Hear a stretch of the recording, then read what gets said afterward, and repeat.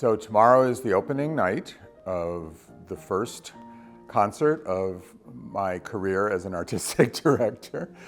And the name of the whole series is called The Romantic Journey. And it begins with a late middle period work of Beethoven's, his Archduke Trio, Opus 97, written in 1811 when he was 41 years old.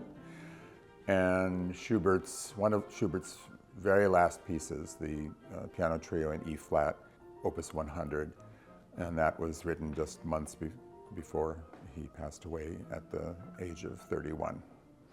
So these pieces are really fascinating to hear together because obviously Schubert was very much influenced by Beethoven, and Beethoven saw some of Schubert's works and was very impressed with them, but they actually never met. I think Schubert went to visit him when Beethoven was on his deathbed, but he was asleep and he was too shy to say something to him. But they ended up dying a year apart from each other because Schubert died so young.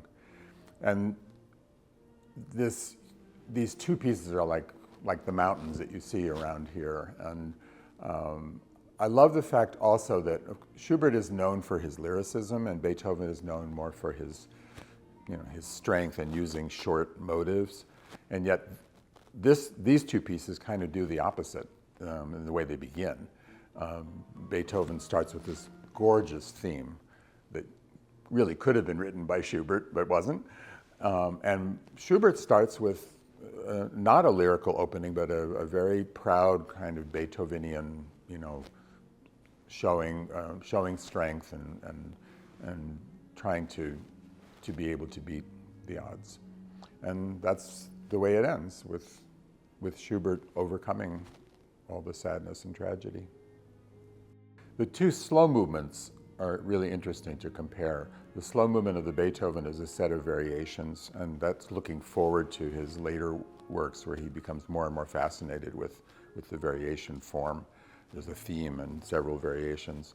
And then he goes into this kind of raucous, folksy last movement that has a lot of humor in it.